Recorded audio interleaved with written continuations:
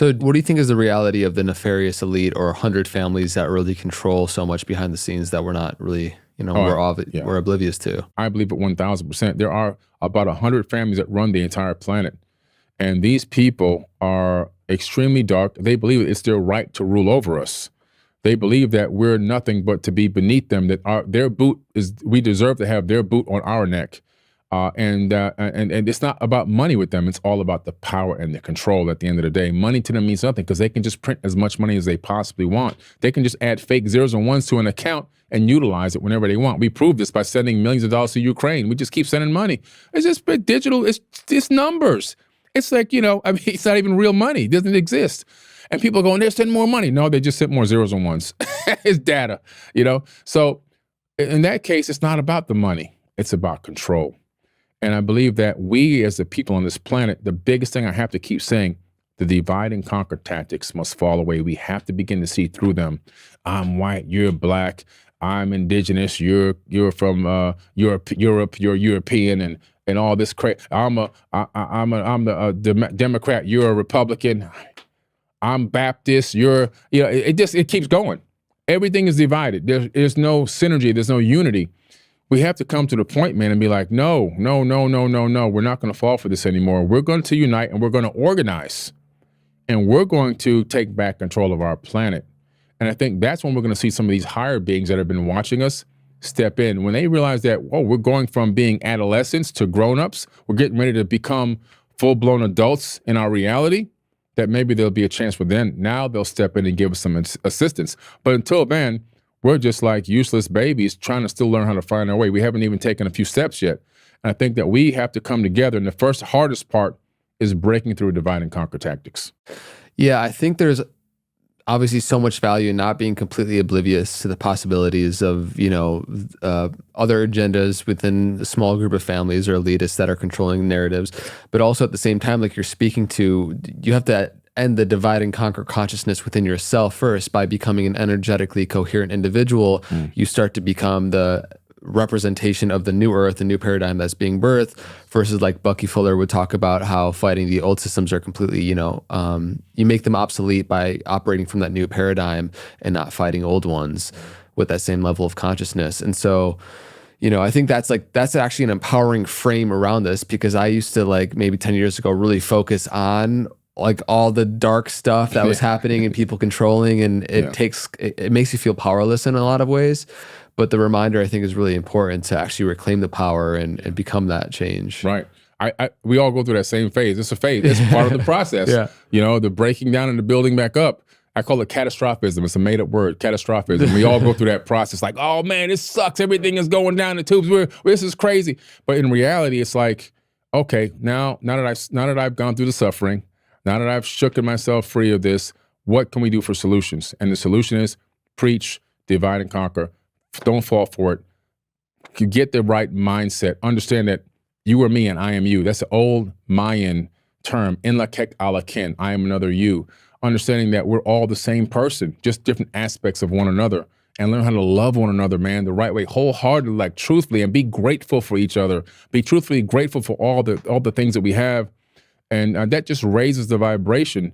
And I think that when that happens, man, we'll be able to communicate and network like we've never had before. We're in the age of information where we used to be bound by distance and invisible lines on the planet. But now with these technological devices we have, we can communicate with anybody in any language at any given time of day.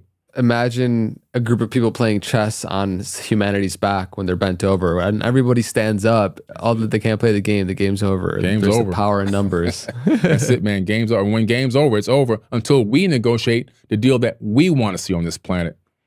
And I think we need to come up with a much better economic system, and a system based on, on people helping each other and service to others. I think largely the trouble is that so many of us have come to love the own prisons and to love our own conditioning. It's like if you can condition a society to want what's bad for it in a way, then you keep them controlled. Yeah, absolutely. Well, human beings on this planet are both the prisoners and the prison guards. So we're both, and we're imprisoning ourselves And we're, and it's like, man, we keep blaming these people out there. And I keep saying, no, you got to blame ourselves. We got to blame ourselves. We got to look in the mirror, man. We keep playing their game. We're allowing this to happen. We approved it through our collusion. And so we have to realize that. Yeah.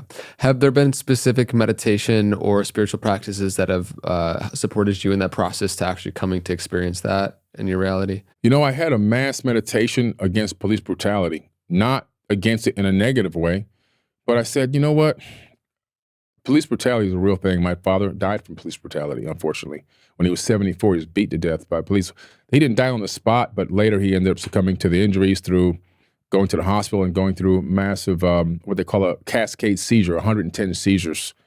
And it was from a person that called 911 out of jealousy because he was in the front row of a theater. And they made a fake claim against him. That's why he won the case. But he only got $9,000 and lost his life. Jesus. So I said, you know what? I can continue to be dogmatic about this police brutality that's going on, and it started escalating everywhere all around the country at the time. And I started seeing darkness everywhere. It was encompassing me. It was taking me over. I said, I can't let myself go down this path. So I said, we're going to do a mass meditation, and this mass meditation is for police brutality. But what it is, we're going to send a frequency of love to the hearts and compassion to the hearts of the police officers, that when they get in a situation, that the empathy kicks in, not the ego. And so we did a small measurement before we started the meditation. We built up to this over months. We did a measurement and calculation of crime and police brutality. And then we measured it about 4 or 5 months later, because it takes time for these results to come out. And we saw a measurable difference of about 8% decrease in this in police brutality throughout the entire country. Now, that was only with a couple thousand people. Imagine if it was with 1 million people or 10 million people or 20 million people. So we know that this meditation really had a direct effect on the statistics. So that's one that I'd love to do again on a much even grander scale now, because that was years and years ago when I wasn't as big as I am now. So I have more reach. So now I want to do it with millions of people. And I think we can really make a huge impact, not just in police brutality, but even other aspects of life. So this understanding is really beautiful, and at the spiritual Gnostic roots of many religions kind of come to these understandings. And then, of course, it's controlled, manipulated, changed, like every holy person ever has been, to fit the narrative or control society in a state of fear in so many different ways. And so when you look at people in positions of power over time and time again changing the narrative, what do you think is, when you look at the Gnostic roots and like who Jesus Christ as an individual was and what he carried energetically in his consciousness versus what has been changed time and time again through many different religions? I would just be curious to hear you reflect on that a bit. Yeah, well, I believe that Jesus, aka Yeshua, right? Yeshua is a real person, or was a real person, because I've been to Egypt. You've been to Egypt. I don't know if you guys went to Coptic Cairo after I left to see the house where he actually slept in, which is now a Coptic church. So, and also the entire path that he took through Egypt, staying from home to home, is all there documented, well documented in Egypt. So he disappears from the Bible at the age of 12, and he goes on this journey. He goes to Tibet to learn Reiki healing and Qigong. He goes to India to learn the mystic arts. And then all the way back, he's teaching reincarnation. This is in the Gospel of the Holy 12, which was withheld from the biblical canonized Bible. And so you're talking about a person that had a high vibration that may even have been an avatar himself. It's quite possible, because I even did a video talking about, could he even be Thoth, right? Could he be Hermes, come back in a different way? Instead of transferring to another body, say, I'm going to come back through the womb this time. I mean, you look at like films like The Zeitgeist, where they show the overlapping stories of a virgin birth and so many times throughout so many different creation stories. It's like it just keeps happening. I'm going, man, this must be the avatar. He could be the avatar. And when you look even deeper, for example, Jesus's grandmother was also a virgin birth. So the virgin birth now has Mary, and then Mary has the virgin birth of Yeshua. So it just seems to be something is going on here throughout time and throughout history, where this story just keeps popping up over and over again, always coming out through this virgin birth, and this person becoming like this ascended master avatar, which is pretty interesting, And so you see this across different civilizations, across different times, And it makes you scratch your head and go, wow. Now, when he reappears in a biblical text, it's at the age of 32, the Bible picks up and says, I called my son out of Egypt. That's what the Bible says. God is saying, I'm calling my son out of Egypt. He shows up riding it on the back of a donkey in Jerusalem and proclaiming himself to be the Messiah. Now, some of the words that Jesus spoke, I believe, were remixed and changed because the Bible was not written in real time. I think this is where a lot of people don't understand how the Bible became to be. They think somebody was running around, say that one more time, Jesus, I just want to get that last sentence. It didn't happen like that. The Bible was written long after he was already gone, long after all those people were gone. The Bible was written from 100 AD to 900 AD by followers of who? Hermes. Yes. So now it wasn't even written as a Bible. This was just text that was copied from ancient tablets and papyruses onto parchment paper and then stored inside of vases and caves because they couldn't talk about it anywhere else. And over time, people would discover these vases and put together these papers and then rewrite them and copy them and turn them into what became many books and eventually became a canonized book after they handpicked and curated what they wanted. A lot of the information in that book is all from the Enuma Elish, the Epic of Atrahasis, the Epic of Gilgamesh, the Mahabharata, some of the Bhagavad Gita, the Egyptian book of Going Forth by Day. I mean, I can just keep going on and on and on, all these tablets, right? The Code of Hammurabi, and they turned this into a religious text when a lot of it really originally wasn't. It was spiritual enlightenment. Somebody saw, well, if I can remix this a little bit here, a little bit there, wow, I can control the masses with this information. And so the problem that you have with what happened there is that is like a fish inside of a fishbowl religion. But spirituality is what it was meant for, is like a fish inside of the ocean.